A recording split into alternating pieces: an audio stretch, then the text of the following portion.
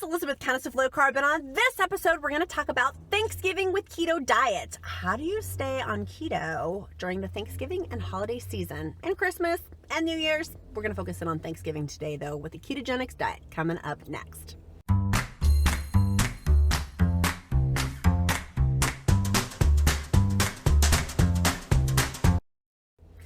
Hey guys, it's Elizabeth, Countess of Low Carb. I have lost 67 pounds through keto diet and through intermittent fasting. And on today's episode, we're going to talk about Thanksgiving through keto. Full disclaimer, I am pregnant, so I have gained a little weight through my keto pregnancy, but I still have experience, strength, and hope, having now gone through my second Thanksgiving working this keto way of life, this keto diet, this ketogenic thing, being in ketosis, being in a fat burning state. Today we're going to have 5 tips of how to stay keto through the holidays, particularly through Thanksgiving. Tip number 1. But first, before we dive into tip number 1, slam the like button and make sure you click subscribe and put in the comments Thanksgiving so I know to do more videos just like this one if you like it. Tip number 1, bookends. This one is huge for me. It's in a lot of different ways. Bookends, having a start and having a finish. So for example, if you're going to eat more low carb than keto through the holiday season, have a start date to that and have an end date to that. I'm going to eat low carb on Thanksgiving and then go back to eating keto on Black Friday. Or I'm going to have 2 pieces of my keto pecan pie, and I'm going to have that on Thanksgiving. And then after that, I'm going to throw it away. Having very clear-cut boundaries for me, or bookends, has been super, super helpful on the 67-pound weight loss journey of starting and finishing. There's so much freedom within boundaries. Boundaries have freedom, so having a start and having an end. That also goes for crazy family members if you have to see them during the holiday season. Making sure that you have a start time and an end time and some sort of planning of where you're not staying somewhere too long if you feel like it's going to emotionally lead you to binge. Not that I've ever been in that position before. In addition, tip number 2, find recipes. I love Pinterest, I love Keto Connect, and I love YouTube and Google because you can find some awesome keto recipes out there. Like, how do you make a keto pumpkin pie? How do you make these different recipes? I have an awesome squash casserole. But how do you make these different things?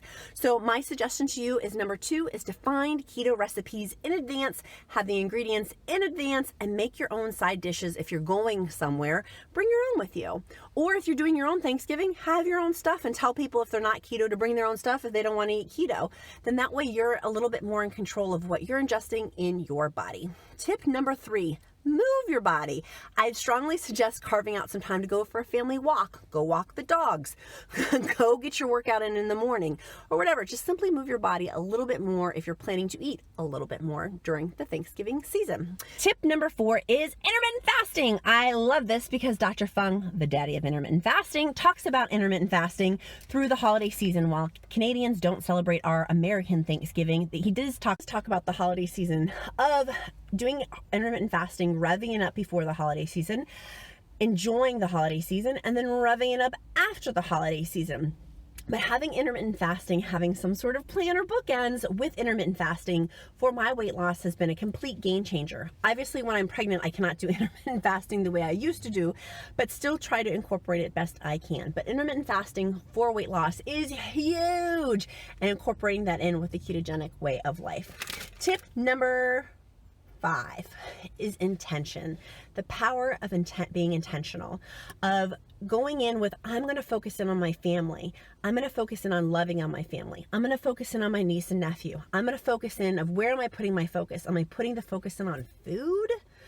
No, I'm going to put it on people or love or what I'm grateful for or other things to focus in on besides eating food. So being intentional of where your energy, where your focus goes is super, super powerful, and living within gratitude for the day of not making it about food, even though it is a food holiday.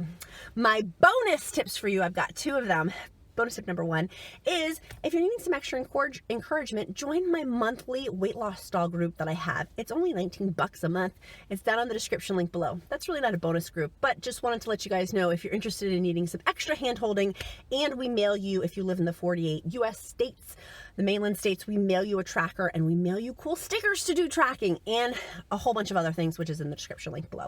Their bonus tip is Beverages. You wouldn't think that Beverages would have so much power, but for this chick over here, having my decaf, having my Pellegrino or Perrier, and having my regular still water, flat water is so important. It sets me up for success. When I have those things lined up, it's helpful for me. Like, I know I'm going to have decaf as part of my dessert. I'm going to have some heavy whipping cream. I'm going to have some heavy whipping cream that's already pre-whipped and then I put in a piping bag, aka a Ziploc bag, and cut the tip off of it and you pipe it around. That's going to be one of my desserts while everyone's noshing on pumpkin. Whoa. While everyone's noshing on pumpkin pie, that can be one of my desserts. I still plan to have my keto pumpkin pie or my keto pecan pie, but that's one of my desserts. So having beverages lined up for me that are really just water or coffee beans and water is really, really helpful for me to maintain what my weight loss is. And going back to the intention of being healthful and continuing to focus in on the family as opposed to focusing on the food, for me, getting my mindset straight is super, super important. Having the physical component of what I'm eating and then also that person is gunning at her back.